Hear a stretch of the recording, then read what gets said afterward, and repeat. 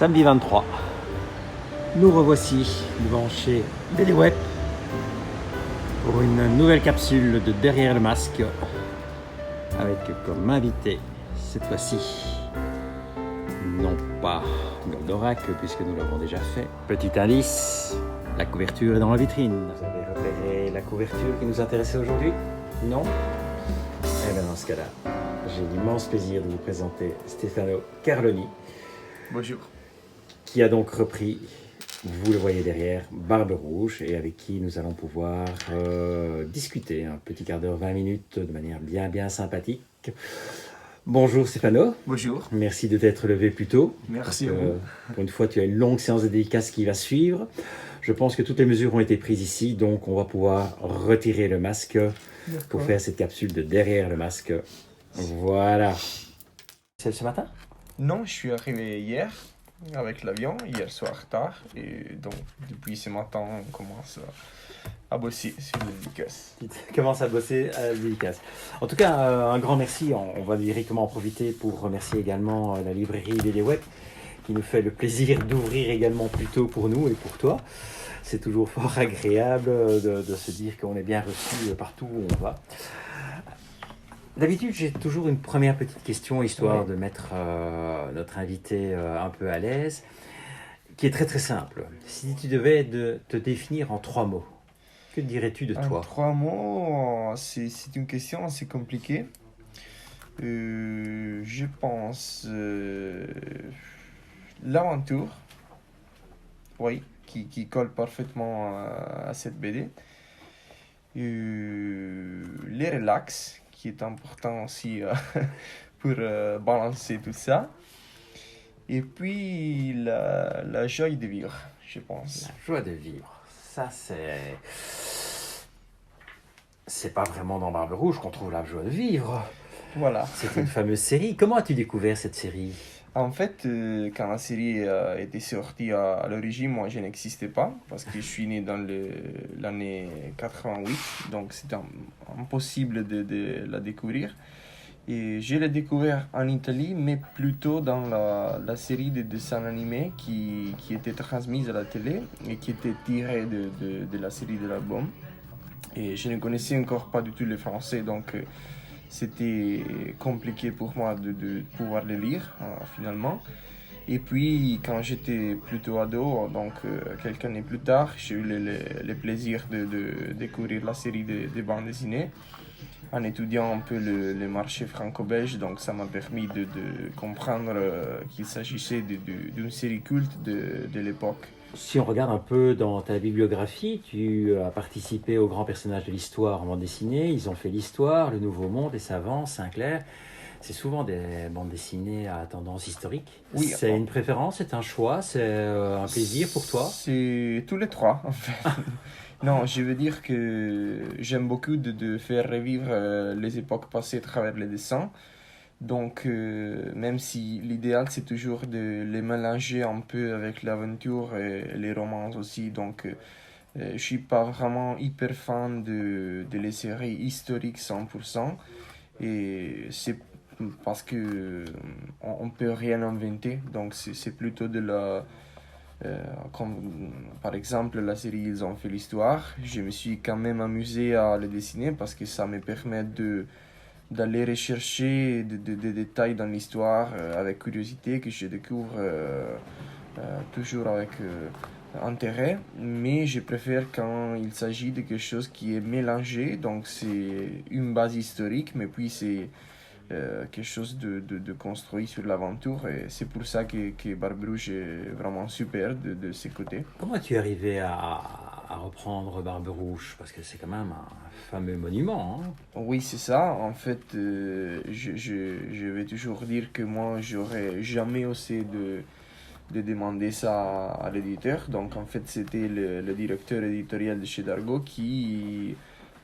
quelques semaines avant le festival de Saint-Malo de 2017, je pense, m'a invité au festival pour me proposer un projet. Donc, je ne savais pas du tout de quoi il s'agissait. Et j'ai découvert avec plaisir quand j'étais au festival qu'il s'agissait de la série de Barbe Rouge. Donc, De qu'il me l'a proposé, c'était plutôt un mélange d'émotions, entre un peu d'anxiété, parce que c'était une énorme responsabilité de reprendre une série comme ça. Mais j'étais aussi honoré et hyper content qu'on a pensé à moi, donc j'ai quand même accepté avec plaisir. Tu connaissais déjà Jean-Charles ou tu ne savais pas qui c'était? Je connaissais justement son travail, mais je ne connaissais pas Jean-Charles en vrai. Et puis, ça, c'était l'occasion pour les connaître parce que dans les moments où on m'a proposé de reprendre la série, et c'était déjà décidé que Jean-Charles aurait fait le scénario. Donc, c'était l'occasion pour prendre contact avec lui et puis commencer à faire des tests pour voir si les projets étaient dans mes cordes.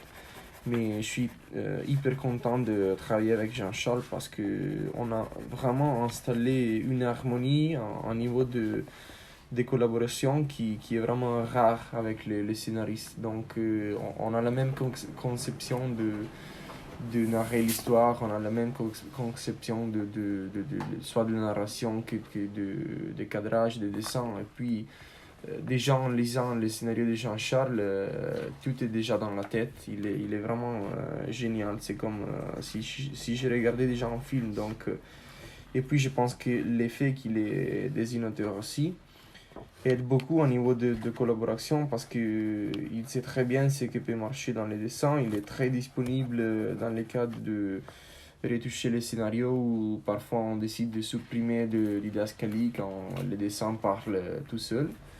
Donc c'est une collaboration vraiment idéale et je pense que dans le futur, même si je ferai quelque chose d'autre, ce serait vraiment un énorme plaisir de collaborer encore avec lui. Donc j'espère que ça sera le cas. Où as-tu éprouvé le plus de difficultés en reprenant ce dessin?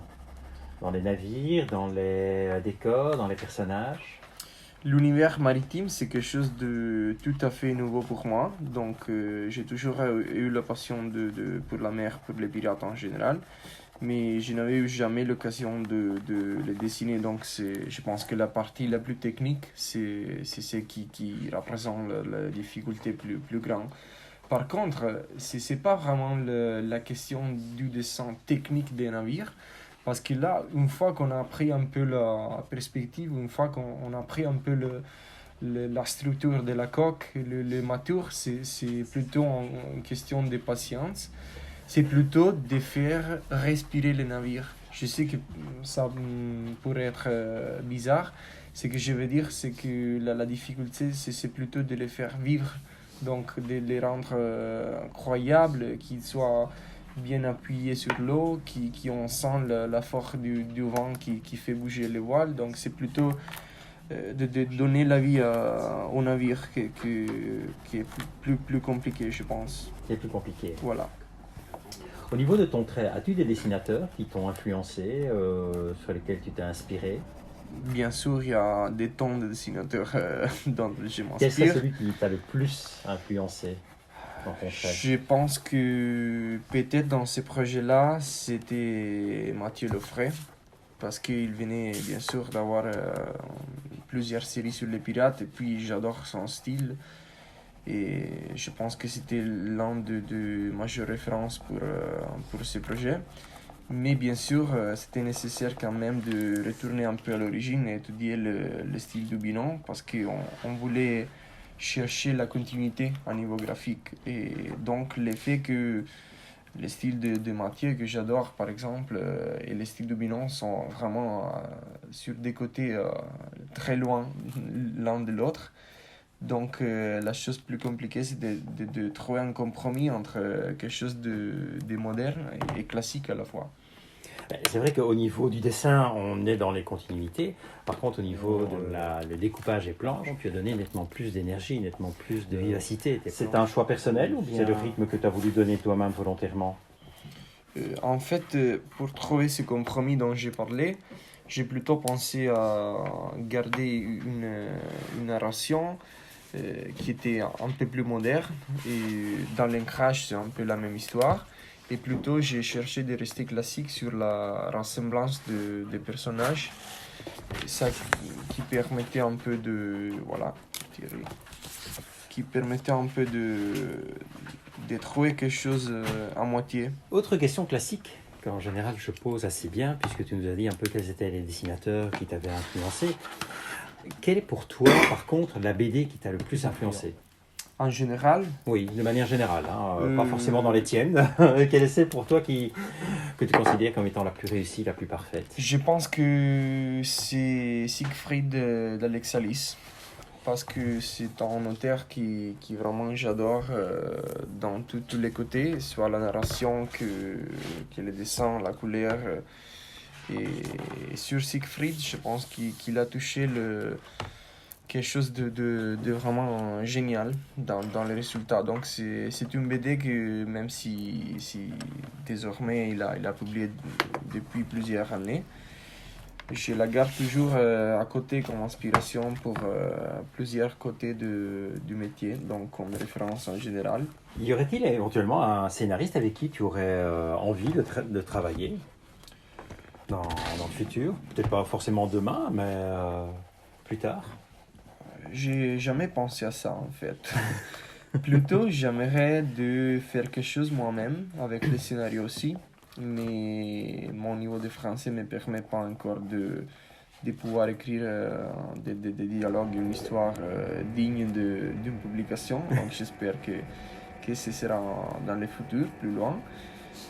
Par contre, oui, il y a des scénaristes qui vraiment j'adore dans la façon d'écrire. Pour citer un, je pense Xavier d'Horizon, par exemple.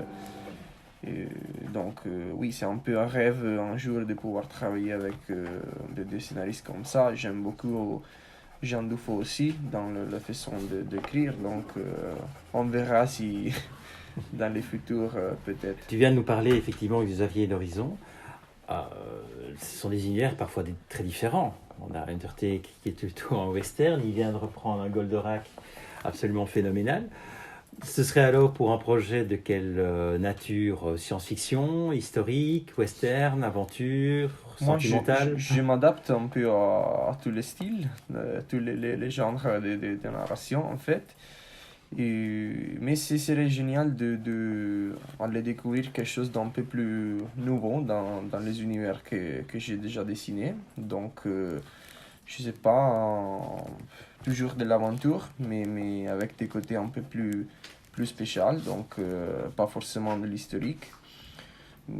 Quelque chose sur une époque comme la Moyen Âge, par exemple, ou encore même la science-fiction. Ce serait génial de découvrir un peu des univers post-apo, donc à découvrir. À découvrir. C'est une reprise, Barbe Rouge. En général, du côté des reprises, y en a-t-il une autre série qui t'intéresserait? Non, en fait, au niveau des reprises, ça me suffit. Non, je plaisante. Je veux dire que c'est vraiment un honneur de le faire, mais je sens avec le temps la nécessité de faire quelque chose que c'est plutôt à moi.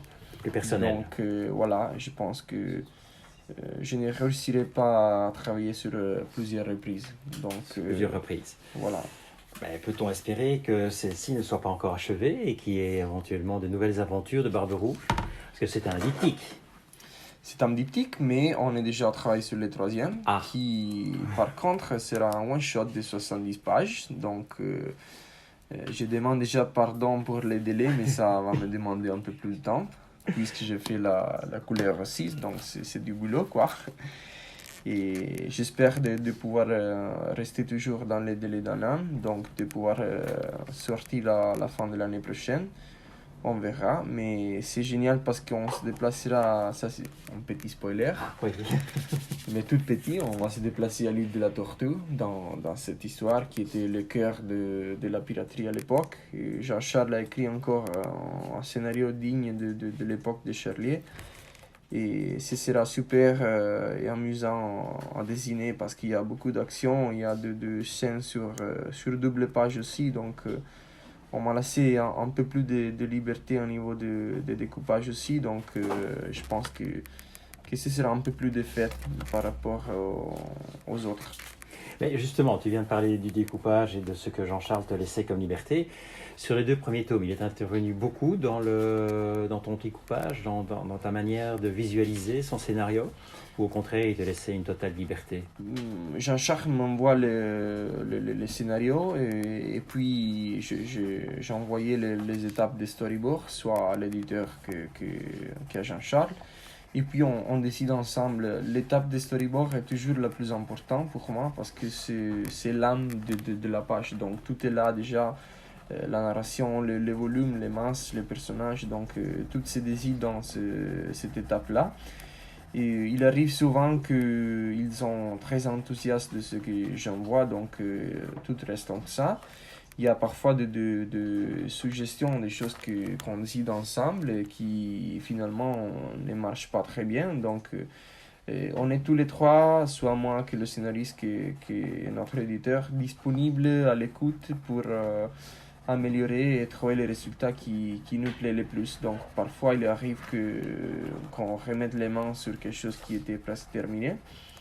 Par exemple, sur le tome 2, personne ne le sait, mais en fait, les projets de couverture que vous voyez finalement dans l'album, c'était pas les premiers donc, dont on avait fait le projet. Donc, dans une première étape, on était sur un autre projet de couverture qui finalement, on a décidé tous ensemble de jeter et recommencer à zéro. Parce que même si techniquement c'était quelque chose qui plaisait à tout le monde, il manquait un peu de force au niveau de couverture. Et donc là, on est tous les trois dans une vraie collaboration. On a fait un gros reset et on a recommencé à zéro pour trouver une solution qui était plus d'impact pour la couverture. Même si on avait presque bouclé l'album. Donc ça peut arriver parfois. Et je pense que quand tout le monde tient vraiment à la qualité du résultat, c'est important de se remettre en question et puis discuter avec l'éditeur, avec toutes les personnes qui sont dans les projets. Et toi, es-tu intervenu un peu dans le scénario en disant, ben voilà, bon, ça me plairait d'avoir une scène qui se situe là, parce que voilà, j'ai envie de dessiner ceci ou cela, ou de joindre tel décor? Oui, parfois je suggère à Jean-Charles, je propose simplement que j'adorerais dessiner quelque chose dans les détails. Et puis il est arrivé par exemple que j'avais dit à Jean-Charles que j'aimais beaucoup de dessiner en scène avec des requins ou plutôt quelques monstres marins. Donc ça c'est le cas dans le début de l'histoire, dans le troisième. Donc je suis content que quand je propose quelque chose comme ça, il est toujours partant pour la mettre dans les scénarios. Mais en général, il arrive parfois que je propose des choses qui ajoutent quelque chose au scénario. Par exemple, il avait une scène dans le premier où Barbrouge et Baba trouvaient les petits orphelins, Rico, et la scène où Baba met lui les chapeaux, son chapeau qui est très large pour la taille de l'enfant. C'était quelque chose qui n'était pas écrit dans le scénario et Jean-Charles a adoré ça parce qu'il raconte un peu les côtés un peu plus humains des personnages. Donc on est tous les trois vraiment à l'écoute et on se propose réciproquement des choses. Donc c'est génial cette façon de travailler et ça n'arrive pas toujours. Donc je suis vraiment content de cette collaboration. De manière globale, chaque fois qu'il y a une reprise, en général, les fans, les lecteurs, d'un côté, il y a toujours deux clans. Il y a ceux qui espèrent que ça sera entièrement fidèle, et puis il y a ceux qui espèrent qu'effectivement la série va évoluer un tout petit peu et que la nouvelle équipe va apporter quelque chose. Qu'as-tu apporté? Que considères-tu que tu as apporté, toi, à la série, dans le dessin ou dans l'esprit? Alors, c'est impossible de contenter tout le monde. Surtout parce que là, on a soit un public qui était très attaché à la série originelle et qui a un peu du mal à trouver une narration un peu plus moderne.